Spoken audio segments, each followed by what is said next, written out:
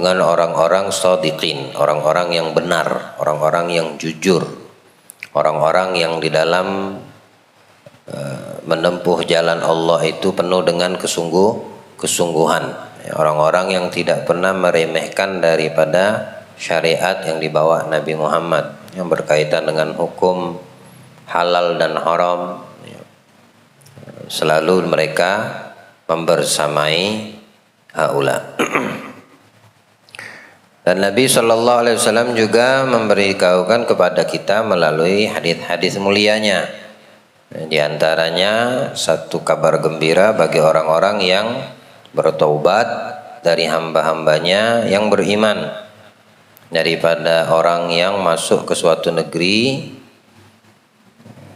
kering, gersang, penuh dengan mara bahaya, banyak di situ hewan, kemudian tempatnya menakutkan. Itu kemudian orang tersebut merasa penuh dengan kekhawatiran, kecemasan. Lalu dia mengambil satu titik beratnya kepada siapa dan kemana harus kembali. Nah, saat mereka memahami sebaik-baik tempat kembali adalah Allah Ta'ala, maka Allah sangat bahagia dengan orang tersebut. Mengajarkan kepada kita apapun yang kita alami dalam kehidupan, maka jadikan tempat sebaik-baik kembali adalah Dia, Allah Subhanahu wa Ta'ala. Orang yang bertobat dari perbuatan dosa atau bertobat di dalam memaksimalkan nilai-nilai ketaatan dari banyaknya kekurangan, itu sangat dicintai oleh Allah Subhanahu wa Ta'ala. Bahkan kalimat taubat itu sendiri Allah jadikan salah satu sebutan nama surah di dalam Al-Quran, surat At-Taubah. Surat At-Taubah di juz 9. Dan juga termasuk perintah taubat dari Allah kepada kita orang-orang yang beriman. Biqauli ta'ala ya ayyuhalladzina amanu tubu ilallahi taubatan nasuha. Sekalian orang-orang yang beriman, hendaknya agar kalian itu betul-betul bertaubat dengan taubatan yang nasuha, bukan taubat yang dipermainkan. Jangan mempermainkan arti taubat. Kembali kepada Allah Subhanahu wa Ta'ala dengan kesungguhan.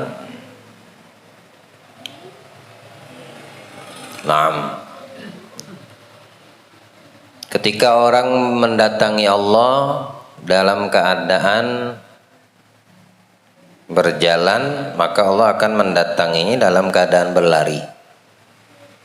Saking bahagianya Allah itu menggambarkan, mengkiaskan siapapun dari hambanya yang bertaubat, kalau bertaubatnya itu berjalan, maka Allah akan menerima, membuka pintu taubatnya dengan cara berlari.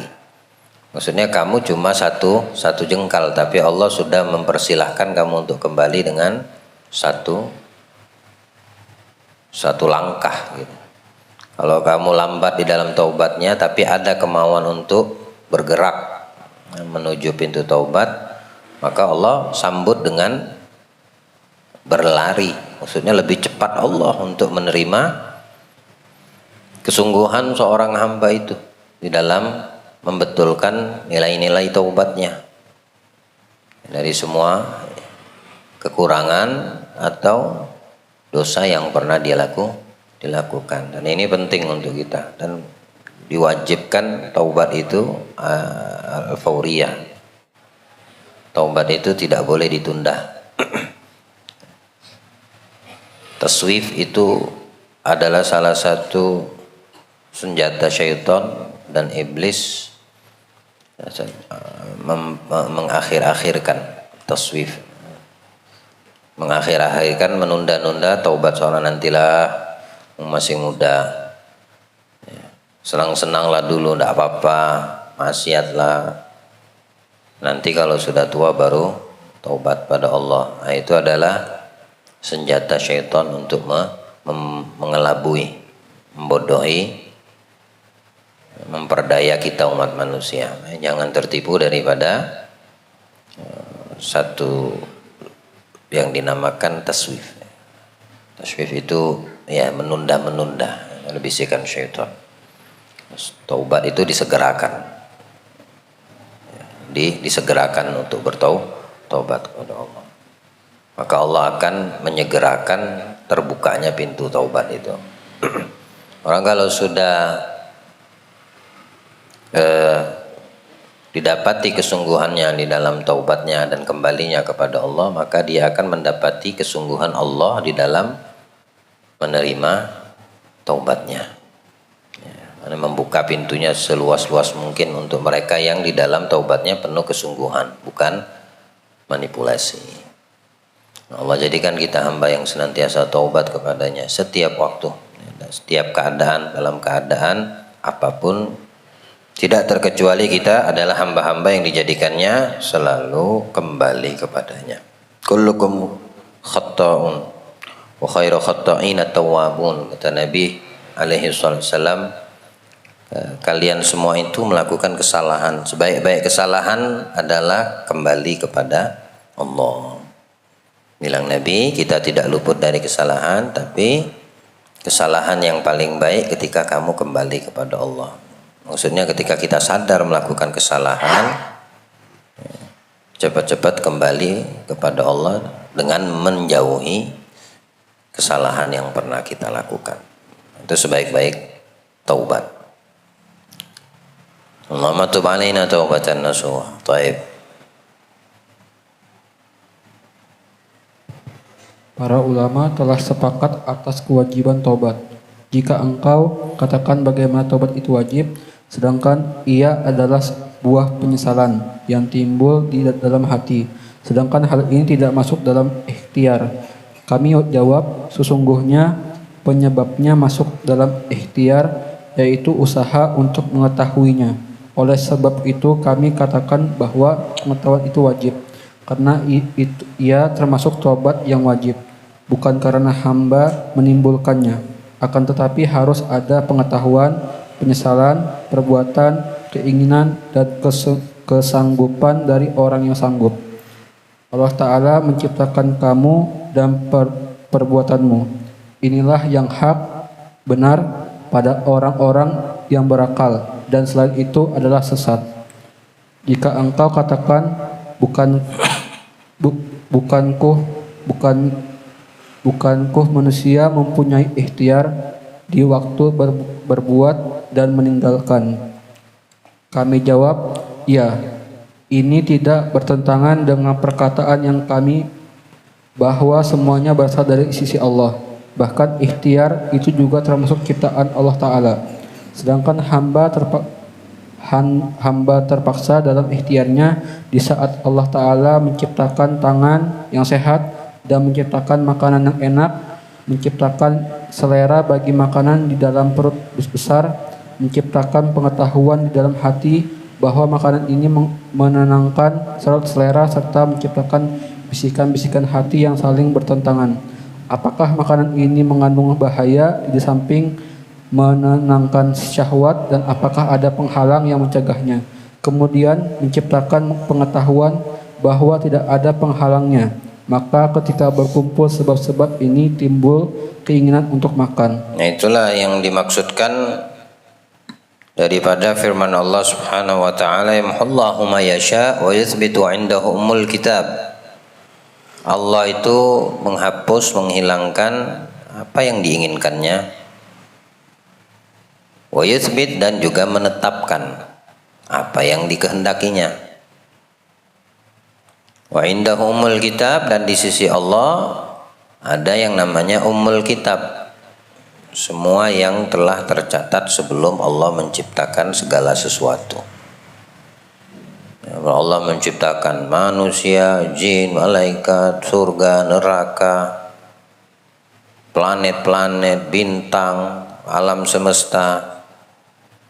Semua itu sudah tertera di dalam ketetapan Allah yang ada di sisi Allah. Ini namakan Ummul Kitab.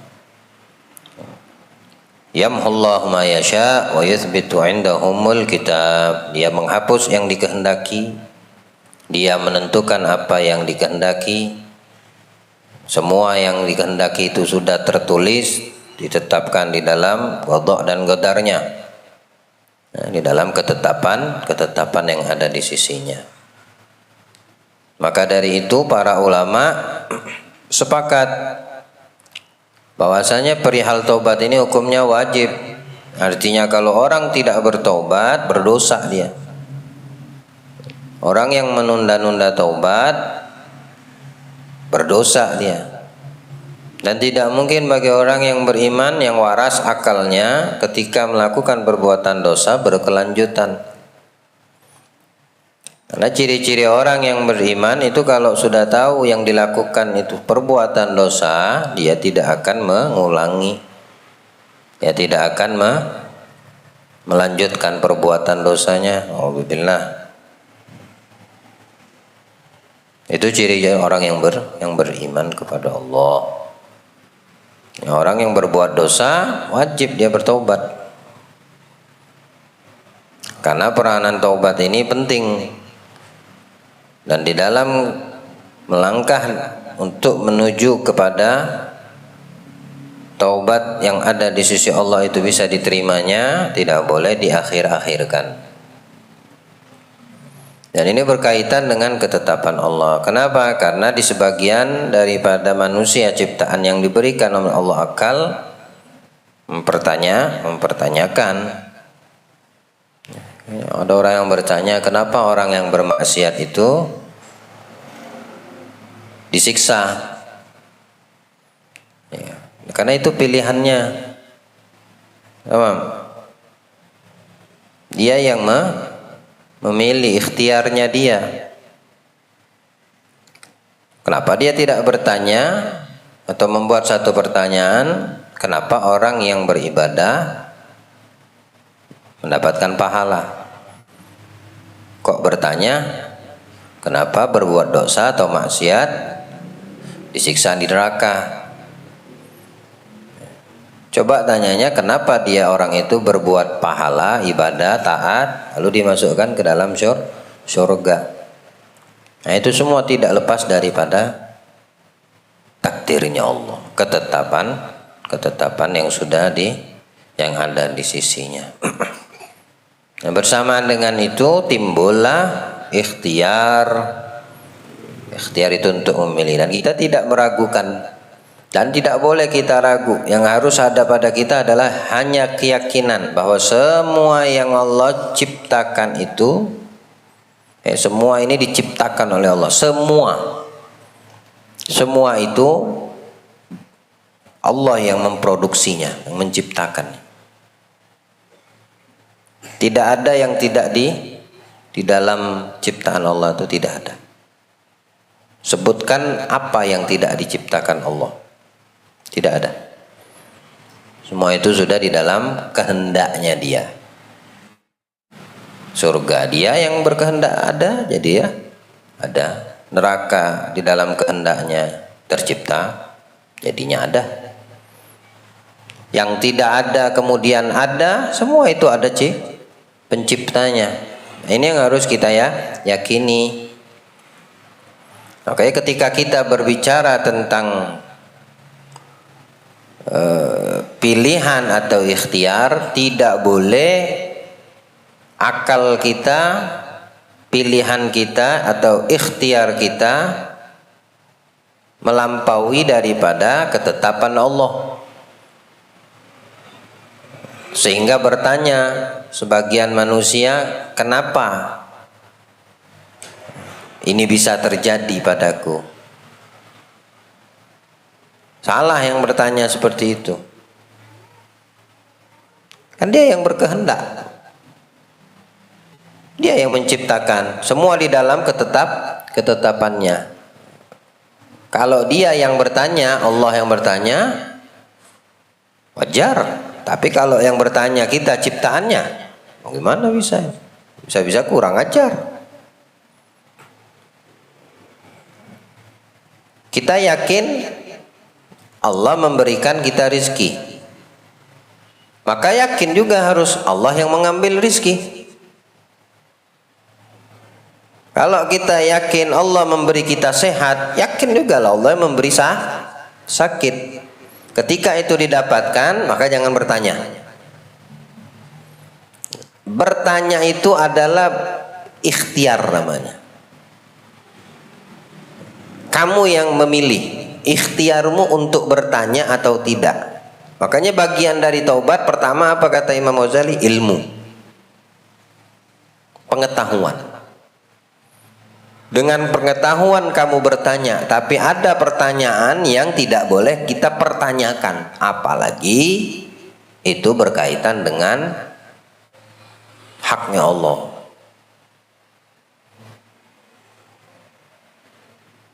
Tamam.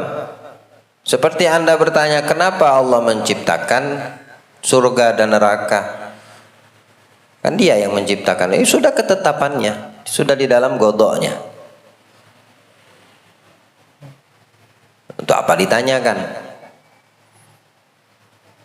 Dengan pengetahuan maka kita paham. Justru orang yang bertanya itu dikatakan orang yang tidak mengerti, tidak berpengetahuan. Ya, bukan orang yang bertanya tentang apa yang Allah kehendaki, yang Allah tetapkan, itu dikatakan dia berilmu. Malah sebaliknya, orang yang berilmu dia tidak akan bertanya. Kenapa? Karena dia sudah tahu ini atas kehendak Allah.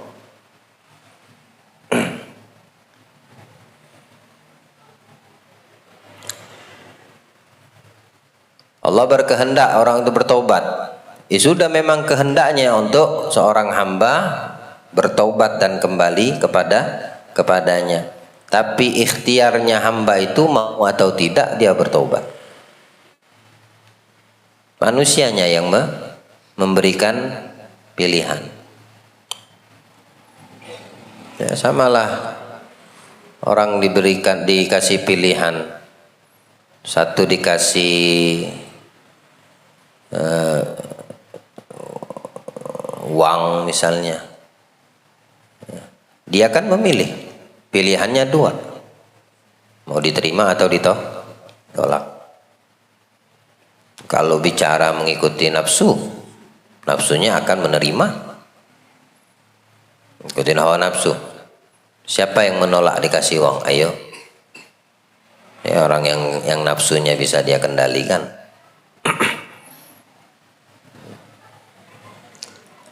Dia juga memilih mau menerima atau menolak. Coba kalau dikasih racun, apa dia serta-merta menerima saat diberikan, seperti saat diberikan uang? Nah, bermain ikhtiarnya dia. Pilihan yang ada pada diri kita itu akan berfungsi. Ini racun. Tentunya dia akan memilih tidak menerima. Ketika orang dikasih buah kurma, dia akan menerima, apalagi dalam keadaan lapar. Keseringan dikasih buah kurma, terima terus, namanya buah-buahan kok. Sehat, vitamin, mengenyangkan. Suatu ketika dikasih bara api, mirip aja tuh sama kurma. Maka ikhtiarnya akan bermain kan? Spontan akan menolak. Nah, ini yang dimaksudkan oleh Imam Ghazali, termasuk ikhtiar itu adalah di dalam ketetapan Allah. Ikhtiar itu bagian dari godoknya Allah. Jadi kita tidak boleh menjadi, nah ini adalah faham atau akidah yang sahih. Ya, seperti yang dikatakan Allah menciptakan kamu dan perbuatanmu, inilah yang hak, yang benar. Maksudnya akidah, pemahaman yang harus ada pada diri kita, mempercayainya pada orang-orang yang berakal. Selain itu adalah sesat. Maksudnya bagaimana? Ada orang yang meyakini, tidak percaya godok ketetapan Allah. Tak ada qada dan qadar. Semua itu kita yang memilih, kita yang menentukan. Nah, ikhtiar itu kita yang berikhtiar. Tamam. Ada orang yang punya keyakinan seperti akidahnya mengajarkannya seperti itu, memberikan satu keyakinan yang mengakar seperti itu. Tidak ada qada dan qadar. Semua itu dengan ikhtiar kita. Manusia yang menentukan, yang memilih. Mau dan tidak mau. Ketetapan Allah itu tidak ada. Ini pemahaman batil. Tertolak yang seperti ini. Salah memahami dan meyakini semua itu dengan ikhtiar kita. Tidak ada yang lepas daripada ketetapan Allah. Apapun tanpa pengecualian apapun. Tidak ada yang lepas dari ketetapan Allah. Termasuk ikhtiar memilih bagian dari ketetapan Allah. Bagian daripada ketetapan Allah Subhanahu wa ta'ala. Ada juga keyakinan dan faham yang mengatakan ketetapan Allah, qada dan qadar takdir itu dari Allah. Kita cuma bisa pasrah. Salah juga pemahaman yang seperti ini. Qada dan qadar di sisi Allah. Kita harus yakin dengan qada dan qadar. Kita tidak bisa punya ikhtiar dan pilihan. Salah paham yang seperti ini. Dua-duanya batal. Yang paham tadi pertama tadi nggak ada qada qadar, kita yang menentukan. Yang kedua ada qada dan qadar, nggak ada kita celah untuk menetapkan satu pilihan. Artinya harus berserah. Salah juga pemahaman seperti itu. Sama orang kasih racun tadi, suruh minum, diminum sama dia, udah ketetapan Allah, aneh bakal minum racun. Nggak ada tempat untuk ikhtiar. Maksudnya menolak karena sudah ketetapan Allah. Kalau memang ketetapan Allah, aku akan minum walaupun ditawarkan. Nah, kemana akal kita? Nggak waras yang seperti itu. Karena ikhtiar itu bagian dari tetapan Allah. Tidak mungkin kita tidak bisa membedakan gerakan orang yang sakit sama gerakan normal orang bergerak. Tidak mungkin. Orang yang sakit menggigil kan bergerak sekujur tubuhnya itu. Dia kesakitan, menahan rasa nyeri sampai dia bergerak semua badannya. Sama orang yang bergerak adi biasa. Masa kita tidak bisa membedakan nih orang bergerak kedinginan sama orang bergerak kesakitan? Pasti kita bisa membedakan. Nah, kalau memang semua itu tidak ada ikhtiar kecuali yang apa yang ditetapkan sama Allah. Kalau ada orang yang punya keyakinan seperti itu, ente deketin, coba ente tempeleng muka dia, tabok dia. Dan bilang sama dia, udah ketetapan Allah. Ente tidak ada ikhtiar, tidak ada pilihan. Mau guru, gila ini orang. Ditempeleng, orang ketetapan Allah aku ditempeleng. Ada pasti ada yang namanya gerakan untuk membalas. Itu ikhtiar namanya bergerak. Sekarang kamu menentukan mau kamu balas atau tidak. Ada orang nyaci maki kamu. Udah ketetapan Allah, anak dicaci maki. Paham yang batal itu ngerusak akidah seperti itu. Kalau yang pertama itu namanya Jabariyah. Yang kedua tadi namanya Qadariyah. Dua-duanya batal. Datang seseorang pernah bertanya kepada Imam Ali bin Abi Thalib. Apa itu apa itu yang dinamakan ikhtiar, bisa memilih sama tidak bisa memilih? Dia bertanya dalam keadaan berdiri kepada menantu Nabi. Bilang, Sayyidina Ali, angkat kakimu. satu, angkat kaki kanan, diangkatnya. Sekarang angkat kaki satu yang kiri, nggak bisa kata dia. Nah, itu jawabannya udah. Ketika disuruh ngangkat kaki pertama, dia angkat, dia memilih untuk taat mengangkat kaki. Ketika disuruh angkat kaki satu lagi, ada pilihan enggak? Dah, sekarang nggak ada pilihan sudah. Nggak bisa dia memilih untuk nggak mungkin. Maka ada pilihan dan memang ada sesuatu yang nggak bisa menjadi pilihan. Makanya Allah bilang dalam Al-Quran, laha makasabat, alaiha maktasabat. Dan juga Allah firmankan dalam Al-Quran, la yukallifullahu nafsan illa wus'aha. Saat disuruh ngangkat satu kaki, ikhtiar dia, mampu enggak dia untuk mengangkatnya? Mampu. Waktu disuruh angkat kaki satunya, itu bukan pilihan dia karena tidak mampu dia untuk mengangkat, kecuali dia bisa terbang. Ya. Nah, sudah apa yang memang nggak bisa menjadi pilihan kita, manusia sudah tidak bisa lagi memilihnya, tidak Allah berikan tuntutan, tidak bakal dituntut sama Allah nanti di hari kiamat. Selama itu masih bisa menjadi pilihan kita, ya, itu yang dituntut, itu yang akan dituntut sama Allah. Ketika kamu bisa memilih tapi kamu tidak pandai di dalam menentukan.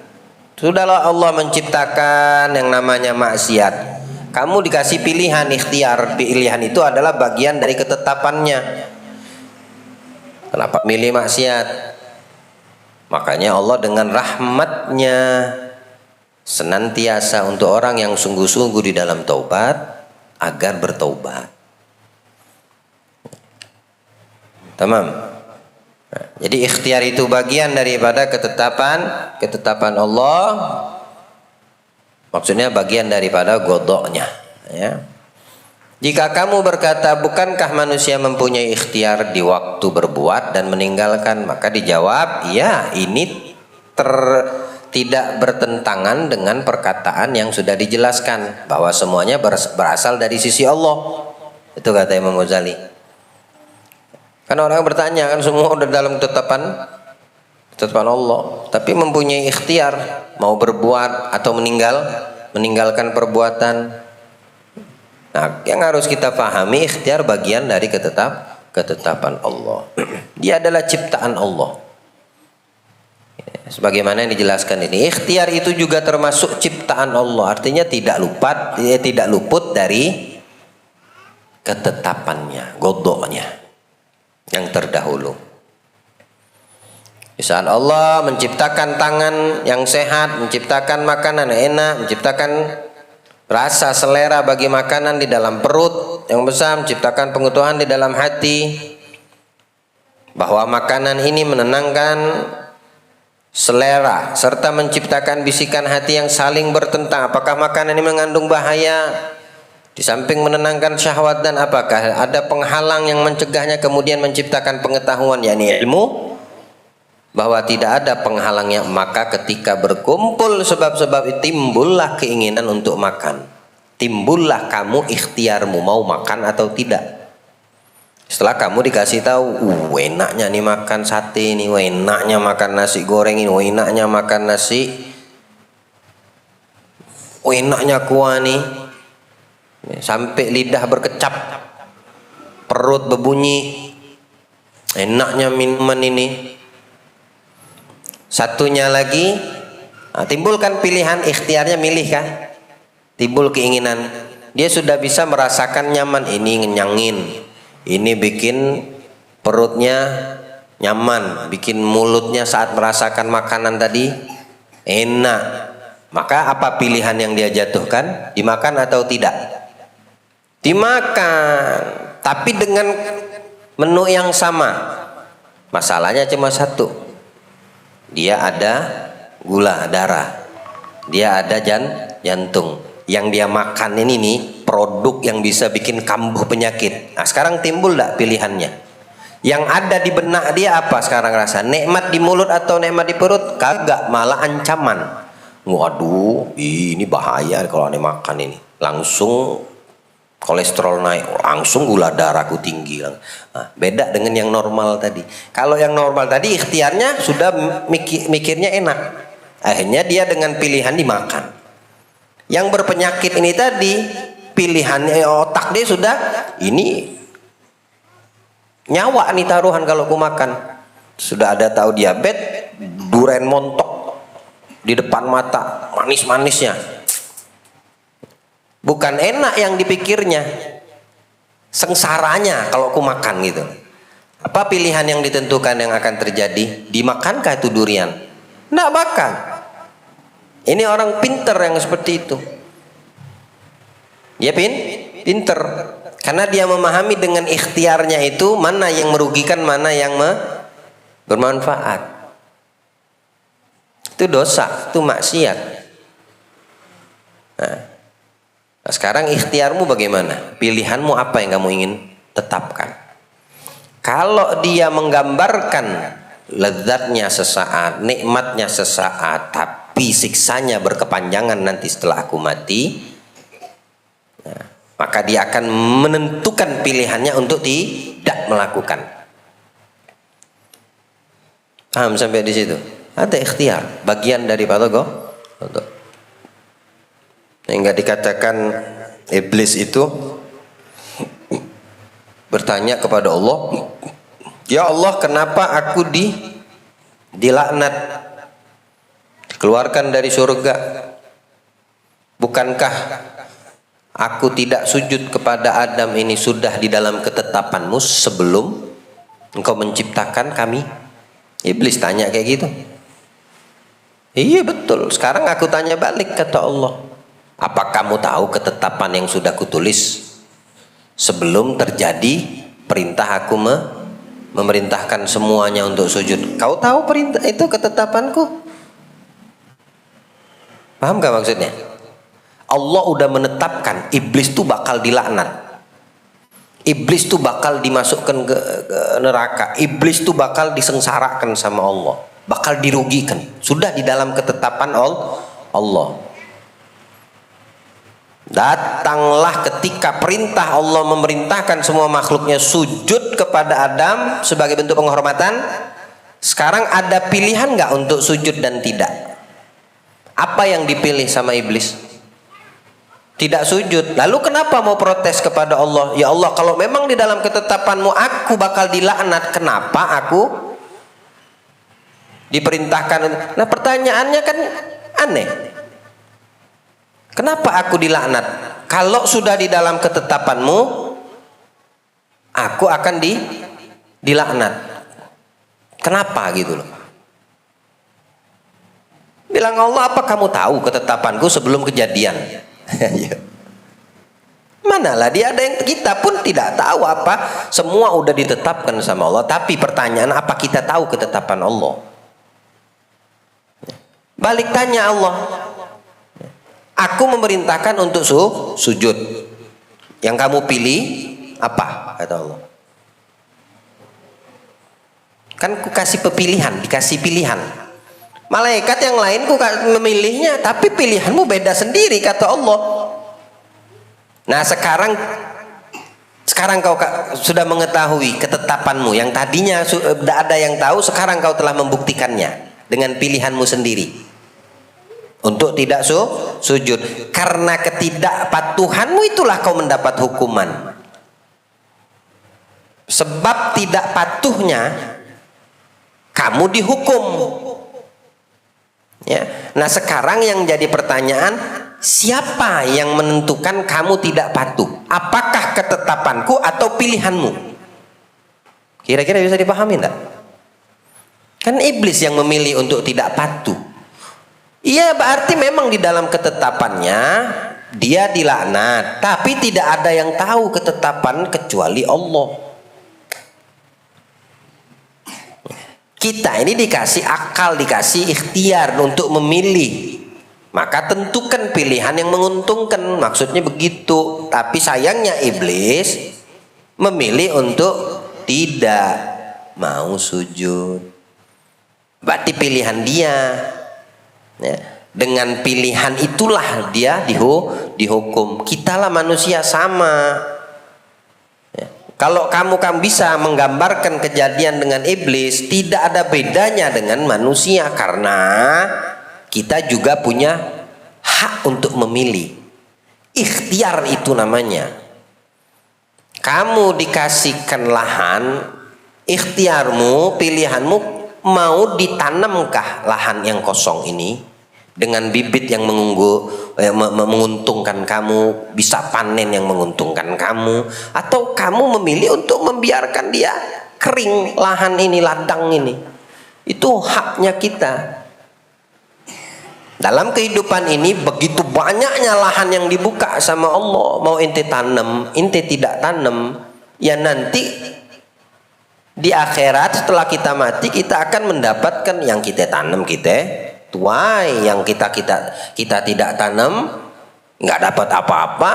Justru kalau kita tidak memberikan keuntungan di dalam ladang, bahkan kita memberikan racun supaya tidak ada orang yang bertanam, ya tetap aja nanti kita akan menuai racun yang kita tebar. Lahannya banyak, mau ente isi taat, ibadah, pahala, nanti di akhirat kita tuai.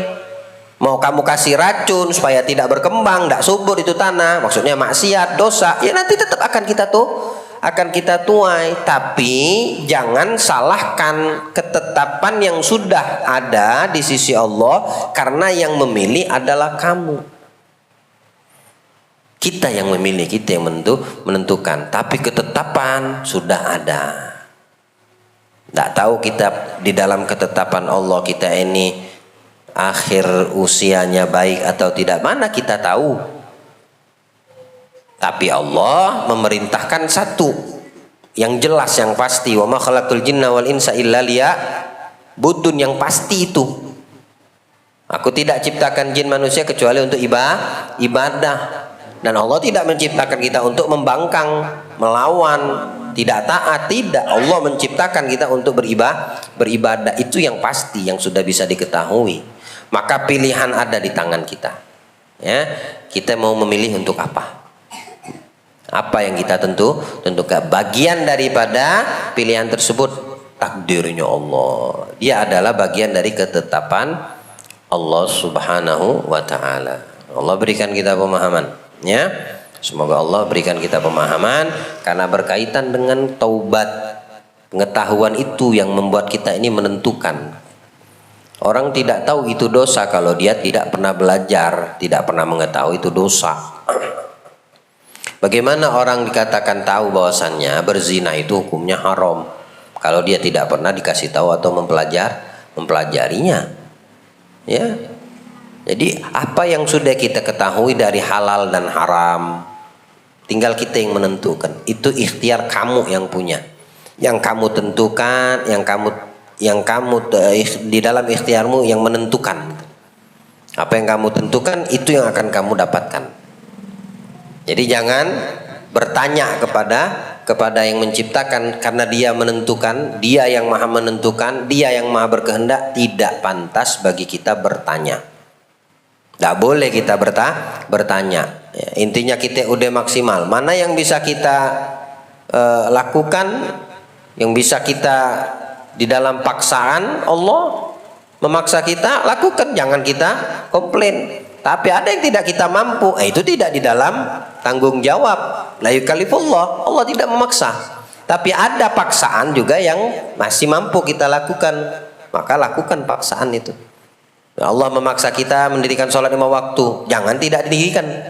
Allah memaksa kita puasa Ramadan sebentar lagi, semoga Allah panjangkan umur, jangan tidak puasa.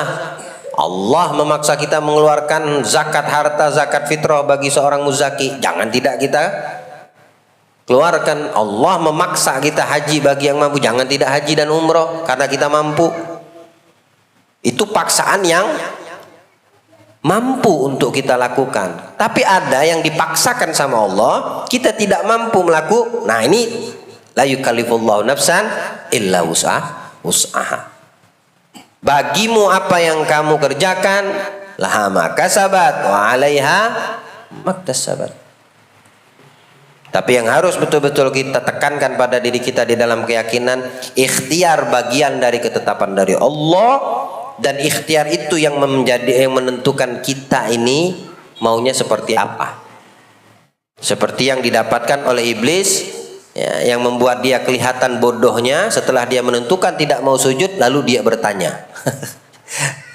Lalu dia bertanya kepada Allah, ya Allah, ketetapanmu aku dilaknat. Ya. Di dalam ketetapanmu aku dilaknat. Lalu kenapa aku diperintahkan untuk sujud ke Nabi Adam? Itu kan perintahnya Allah. Allah memerintahkan, tapi kamu memilih untuk tidak taat, tidak mau sujud. Ketidaktaatanmu itulah yang menjadikan aku menghukummu. Artinya apa? Kalau kamu taat, ku kasih pahala. Kalau kamu taat sebagaimana malaikat yang lain, tidak ku siksa, tidak ku laknat. Manusia, kalau kamu taat apa yang kuwajibkan, kalian ku beri pahala, ku kasih surga. Tapi kalau dengan pilihanmu tidak mau taat, contohlah iblis. Ya. Allah berikan kita pemahaman, insya Allah. Baik, sedikit lagi.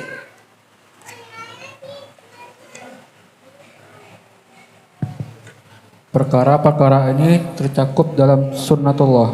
Maka Allah tidak menciptakan gerakan tangan dengan menulis sebuah syair. Misalnya, bila mana dia tidak menciptakan sebuah sifat yang bernama kemampuan dan tidak menciptakan kehidupan serta tidak menciptakan keinginan, Allah tidak menciptakan keinginan yang kuat selama tidak menciptakan syahwat dan kecondongan di dalam jiwa. Dan tidaklah timbul kecondongan ini selama Allah tidak menciptakan pengetahuan bahwa ia sesuai dengan kehendak jiwa di masa sekarang atau di masa mendatang. Allah tidak menciptakan ilmu pula kecuali sebab-sebab lain berupa kemampuan, keinginan, dan pengetahuan. Ilmu dan kecondongan alami selalu menimbulkan keinginan yang kuat, sedangkan keinginan dan kemampuan selalu disusul dengan gerakan. Demikianlah tertibnya dalam setiap perbuatan dan seluruhnya diciptakan Allah Ta'ala. Tetapi sebagainya merupakan syarat bagi sebagai yang lain. Itulah sunatullah yang berlaku pada hamba-hambanya. Dan pada keputusannya yang seperti kejapan mata dan dengan tertib yang menyeluruh tidak berubah. Allah Ta'ala berfirman, Inna kulla syai'in khalaqnahu biqadar. Sesungguhnya kami menciptakan segala sesuatu menurut kadarnya. Kalau bayangkan kalau dalam ketetapan Allah mata kita berkedip non-stop, gimana coba itu bayangin. Makanya Allah dalam Al-Quran, Inna kulla syai'in khalaqna biqadar. Kami menciptakan segala sesuatu itu menurut takarnya, kadarnya. Ya, matamu berkedip setiap kapan, dalam durasi berapa. Coba kalau dalam ketetapan Allah berkedip non-stop, bagaimana kira-kira? Ente bayangin, coba ente 5 menit aja non-stop berkedip. Enggak apa? Berkedip terus selama 5 menit deh, cobain. Ayo, Ana mau lihat, Ana bisa sabar 5 menit. Ana enggak mau berkedip 5 menit, ente aja, Ana nonton. Kira-kira apa yang terjadi sama mata kita? Allah tuh maha tahu, sampai kedipan mata tuh dalam sehari berapa kamu berkedip tuh tahu dia. Berapa lama kamu harus istirahat? Ada jeda istirahatnya. Nah, kalau non-stop berkedip, tidur bagaimana? Semua itu ada kadarnya. Ditetapkan sama Allah. Rizki. Kami ciptakan semua itu mengikuti kadarnya. Kalau orang tidak mengerti apa yang menjadi ketetapan Allah Subhanahu wa Ta'ala, contoh dalam perihal rizki, ya, ketika datang hal-hal yang tidak dia inginkan atau yang mengkhawatirkan, justru menakutkan, baru dia tidak mau menerima rizki. Dia dijadikan kaya, tapi rumah inti 24 jam non-stop digedor orang. Datang orang minta bantuan, ngantri depan rumah inti. HP inti ditelepon terus, dihubungi ini, minta bantuan, minta tolong ini, minta duit inti dikeluarin, minta harta inti. Tidak ada istirahat inti. Mau inti seperti itu? Makanya ditakarin sama Allah. ente rizkinya segini. Jangan seperti kalangan Bani Israel saat melihat Qarun. Saat melihat Qarun, wah, ketika melihat si Qarun sama hartanya dibenam sama Allah, disedot sama bumi, apa yang mereka katakan?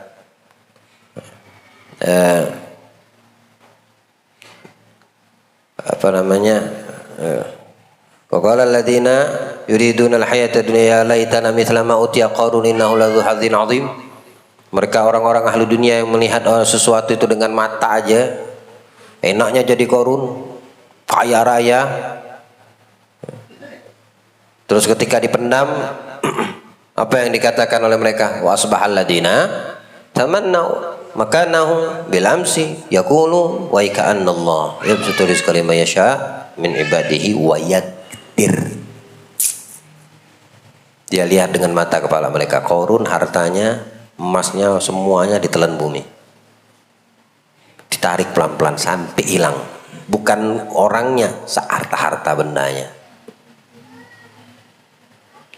Ketika dia melihat, takut gak tuh orang yang tadinya pengen seperti Qarun, enaknya seperti Qarun, banyak duitnya, enaknya seperti fulan, kaya raya, enaknya. Nah, itu yang dilihat sama matanya. Tapi kalau ketika Allah perlihatkan dampak baiknya, berubah sudah. Yang tadi bilang enaknya, berubah kalimatnya. Beruntungnya Allah jadikan kita seperti ini. Kalau bukan karena pengamanan dari Allah, perlindungan dari Allah, jadilah kita seperti Qarun. Betul sudah Allah itu menentukan dari setiap hambanya kadar rizkinya. Mereka katakan seperti itu. Allah. Seperti itulah manusia. Jadi kita ini melihat jangan sekedar dengan mata saja. Apa yang kita lihat enak semua. Tapi kita tidak pernah memahami apa yang diciptakan Allah itu tidak luput dari takaran. Pas timbangannya pas, takarannya pas. Udah pas banget sudah. Karena yang menakar ini yang menciptakan. Inna kulla syai' segala semua sesuatu. Kami menciptakan segala sesuatu menurut kadarnya. Menciptakan segala sesuatu menurut kadarnya. Tidak kurang, tidak lebih. Pas artinya, menurut kadar itu udah pas, takarannya pas. Nah, enak juga kalau bikin kue, ya, garamnya sekilo, terigunya sekilo, pas nggak takaran? Kagak pas. Yang pas garam sekilo, terigunya sekilo, garamnya sesendok atau 2 sendok, pas. Tapi kalau sekilo 1:1, muntah kita makannya, karena takarannya kagak pas. Termasuk takdir, penciptaan gerakan di tangan penulis, menciptakan kemampuan, tujuan, pengetahuan, keinginan. Apabila nampak keempat perkara ini pada tubuh seorang hamba yang tunduk di bawah kekuasaan takdir, serta mendahului orang di dunia dan tertutup dari alam gaib dan malaikat, maka mereka berkata, hei manusia, engkau telah bergerak, menulis dan melempar, akan tetapi diseru dari balik tabir dan alam malaikat, wa ma ramaita idh ramaita walakinnallaha rama. Bukan kamu yang melempar ketika kamu melempar, tetapi Allah yang melempar. Nah, saat Allah perintah Nabi untuk mengambil genggaman turab, debu, lemparkan kepada musuh waktu perang Badar, lihat apa yang terjadi. Tidak ada dari semua yang hadir musuh-musuh Allah saat itu kecuali matanya kelilip semua. Tahu berkelilip? Kena debu lempar. Masuk akal nggak satu genggaman Nabi bisa masuk ke dalam 1000 mata orang yang hadir? Satu genggam dilempar Nabi. Siapa yang memerintahkan lempar? Allah. Lihat bagaimana Allah mengatakan, wa ma ramaita, bukan kamu yang melempar saat kamu melempar.